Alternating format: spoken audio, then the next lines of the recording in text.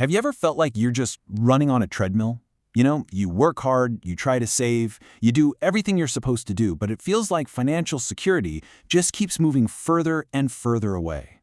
That promise we all heard growing up, that if you just work hard, you'll get ahead, it feels kind of broken, right? Well, if that's how you feel, you are definitely not alone. This quote, wow, it really hits home. Maybe you've seen it with your own parents, or maybe you're living it right now, just decades of grinding away with not that much to show for it. It's confusing, it's frustrating, and it makes you wonder what's really going on. So, let's get into it. So why is this happening? Is it just bad luck? Are we doing something wrong? Or is there something bigger at play here? We're about to break down the hidden rules of a financial game that most of us are playing without even realizing it. All right, first up, why isn't hard work enough anymore? And look, the most important thing to get right off the bat is that this feeling of being stuck, it's not a personal failure. This is a massive global problem. So if you're feeling that squeeze, trust me, it's not just you. Think about this. There are over 180 different government-issued currencies out there in the world. And for billions of people, especially in developing nations, every single one of them is a system where the money they sweat for is constantly losing value. It's like you're trying to fill a bucket that has a permanent leak in the bottom. So, what's causing that leak? What's the hole in the bucket? Well, the biggest culprit is something that happens quietly, almost invisibly, behind the scenes. The constant creation of new money. Let's really pull back the curtain on how this process secretly eats away at your hard work.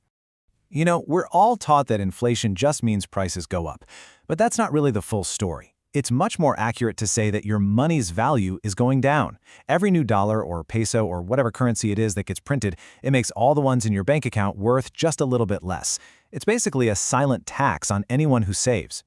And the way it works is surprisingly simple. More money is basically created out of thin air that floods the system, and it waters down the value of all the money already out there. So that $100 you worked hard for and put away last year, it just doesn't buy $100 worth of stuff today. It's a slow, steady devaluation of your savings. And here's where it gets really crazy. This system creates a massive divide.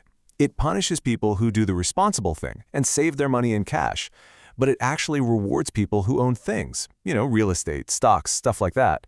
As all that new money pours into the economy, it has to go somewhere, so it pushes up the prices of those assets. It's a massive, hidden transfer of wealth from the savers to the asset owners. Now you might be thinking, well, isn't this just how money has always worked? And the answer is a big, fat no. The system we're all living in today is actually a pretty recent experiment, and it all goes back to one single pivotal moment just over 50 years ago. I mean, for literally thousands of years, money was tied to something real, something scarce, like gold. Your paper money wasn't just paper, it was basically a claim check for a real physical thing you could hold. But in 1971, everything changed. The US cut the dollar's link to gold, and overnight every major currency in the world became what's called fiat money. That means it's backed by nothing but the promise of the government that prints it. That one decision completely rewrote the rules of the money game for everyone on the planet. So, what happened after that? What's the result of this 50-plus year experiment? Well, that brings us to the squeeze so many people are feeling today, and what happens when you throw a brand new, powerful technology into this already broken system. Ever since that big switch in '71, the gap between people who own assets and people who earn a wage has just exploded. If you owned things, your wealth skyrocketed, as all that newly printed money pushed up prices. But if you just relied on a salary, your wages pretty much flatlined while your savings got eaten away. The system is literally designed to funnel wealth to the top. And you can see the social consequences all around us. For a whole generation of young people, the idea of buying a home feels like a complete fantasy. When saving feels hopeless, what do people do? Well, some turn to super high-risk casino-style gambling in the markets, just hoping to get ahead. Others just give up and spend everything they make on stuff right now, which creates this culture of hyper-consumerism, because why save for a future that feels out of reach? And right when we're trying to figure all this out, a massive new force is coming onto the scene: artificial intelligence.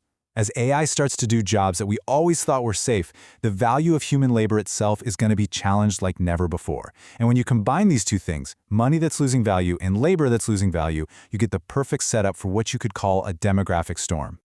Okay, that's a lot, and it's a huge problem. So what do? Is there a way out of this trap? Well, the key isn't to just run harder on the treadmill. The key is to get off the treadmill completely. And that means you have to fundamentally change how you think about storing the value of your work. The way out is to acquire what are called scarce assets. Okay, what does that mean? It just means things that are limited, things that can't be easily created out of thin air. A government can print trillions of dollars, but they can't print more beachfront property. They can't print another Mona Lisa. Their scarcity is what makes them a kind of financial lifeboat in this sea of endless money printing. So really, there are two clear paths. Path 1 is the treadmill. You earn a salary and you save it in cash that is constantly losing its value. Path 2 is the lifeboat. You take the energy from your hard work and you convert it into assets that can actually protect and maybe even grow your purchasing power over the long haul. So here's the bottom line. The old rules for building wealth, they don't work anymore. They're broken. The new rules, though, they all boil down to one really simple but really powerful idea. And let's be super clear about this. Hard work is still absolutely essential. It's the thing that creates the power, the income, the energy you need to get anywhere in life. Your work will always be the engine. But here's the thing. An engine, by itself, isn't enough to get you down the road. In the financial world we live in today, scarce assets are the high-octane fuel for that engine. Without the right fuel, your engine can be revving at full speed for 20 years straight, but you'll end up in the exact same spot. You're just burning yourself out, going nowhere on that treadmill. So that's really what it all comes down to. Every single one of us is working hard. Our engines are running every single day. The most important financial question you can ask yourself right now is this one. What kind of fuel are you putting in your engine? Is it something that's just evaporating into thin air, or is it something that's actually going to take you where you want to go?